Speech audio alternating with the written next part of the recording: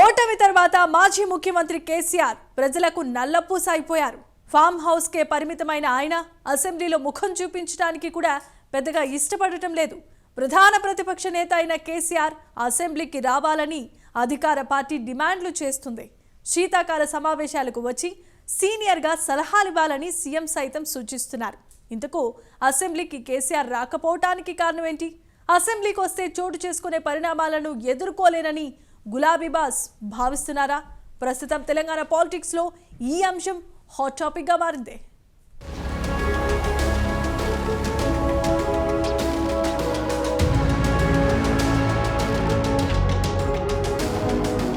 తెలంగాణకు 10 ఏళ్లు సీఎంగా కేసీఆర్ పనిచేశారు. ప్రస్తుతం అధికారం కోల్పోవడంతో ప్రధాన ప్రతిపక్ష నేతగా కేసీఆర్ కొనసాగుతున్నారు. దీంతో అసెంబ్లీ సమావేశాలు ఎప్పుడు జరిగినా కేసీఆర్ అసెంబ్లీకి వస్తారా లేదా అనే దానిపై చర్చ జరుగుతోంది. ఇప్పటి వరకు కేసీఆర్ 2 సందర్భాల్లో మాత్రమే అసెంబ్లీకి వచ్చారు. స్పీకర్ ఛాంబర్లో ఎమ్మెల్యేగా ప్రమాణ స్వీకారం చేశారు. ఆ తర్వాత బడ్జెట్ ప్రవేశపెట్టిన రోజు కేసీఆర్ అసెంబ్లీ సమావేశాలకు వచ్చి వెళ్లిపోయారు. ఇక ఆ తర్వాత నుంచి కేసీఆర్ ఫామ్ హౌస్కే పరిమితమైపోయారు. అసెంబ్లీకి సమావేశాలకే కాదు ప్రజలకు కూడా ముఖం చూపించడం మానేశారు. అధికార కాంగ్రెస్ కేసీఆర్ అసెంబ్లీకి రావాలని సీనియర్ నేతగా సలహాలు సూచనలు ఇవ్వాలని అడుగుతున్నా ఆయన స్పందించడం లేదు.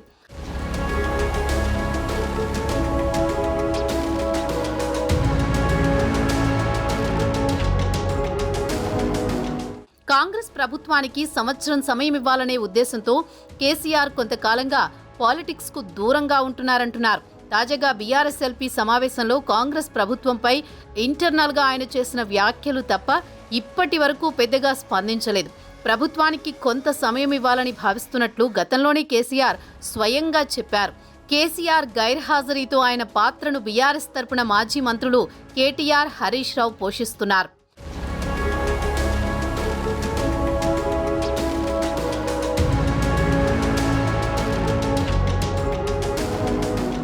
ఎన్నికల్లో ప్రభుత్వం ఇచ్చిన హామీలతో పాటు రాష్ట్రంలో ప్రధాన సమస్యలపై కాంగ్రెస్ ప్రభుత్వాన్ని ఇరుకున పెట్టేలా అటు అసెంబ్లీలో ఇటు బయట హరీష్, కేటీఆర్లు వాయిస్ వినిపిస్తూ వస్తున్నారు.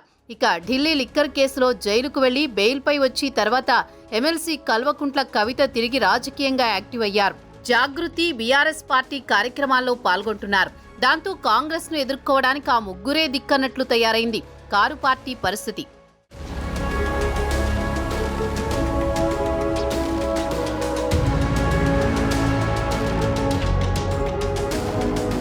తాజాగా కాంగ్రెస్ ఏడాది పాలనపై కేసీఆర్ అసెంబ్లీకి వచ్చి ప్రభుత్వానికి సలహాలు సూచనలు ఇవ్వాలని సీఎం రేవంత్ రెడ్డి మీడియా సమావేశంలో పేర్కొన్నారు. కేసీఆర్ అసెంబ్లీకి వచ్చి సలహాలు ఇస్తే తీసుకుంటామన్నారు. ఇక 80,000 పుస్తకాలు చదివానని చెప్పుకునే కేసీఆర్ అసెంబ్లీకి వచ్చి తన అనుభవాన్ని పంచుకోవాలని రాష్ట్ర మంత్రి పొంగులేటి శ్రీనివాసరెడ్డి ఇటీవలే వ్యాఖ్యానించారు. కేసీఆర్ అసెంబ్లీకి రాకపోతే తనకు ప్రజాస్వామ్యంపై నమ్మకం లేనట్టుగా భావిస్తామని కాంగ్రెస్ అంటోంది.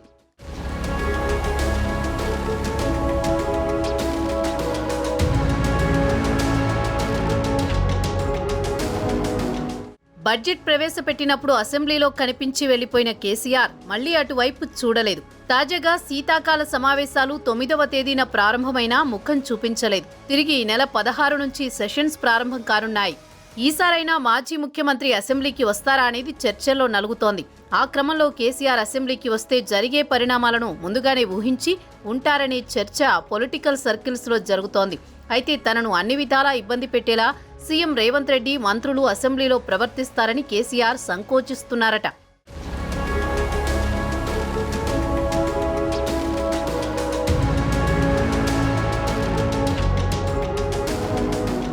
కేసీఆర్ సీఎంగా ఉన్న 10 ఏళ్లలో తీసుకున్న నిర్ణయాలపై అసెంబ్లీలో ప్రభుత్వం చర్చ చేపడుతుంది.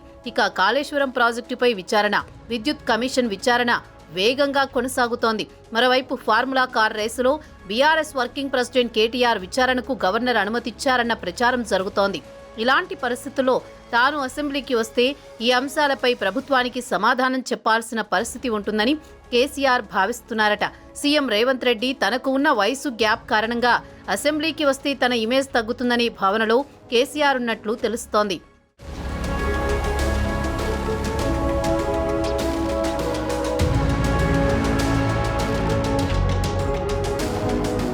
అదీ కాక 2014లో మొదటిసారి అధికారంలోకి వచ్చినప్పుడు కేసీఆర్ టీడీపీ నుంచి గెలిచిన రేవంత్ రెడ్డి వాయిస్ అసెంబ్లీలో వినిపించకుండా చేశారు. ఇప్పుడు అదే పరిస్థితి తనకెదురవుతుందేమోనని గులాబీ బాస్ ఆందోళన చెందుతున్నారట.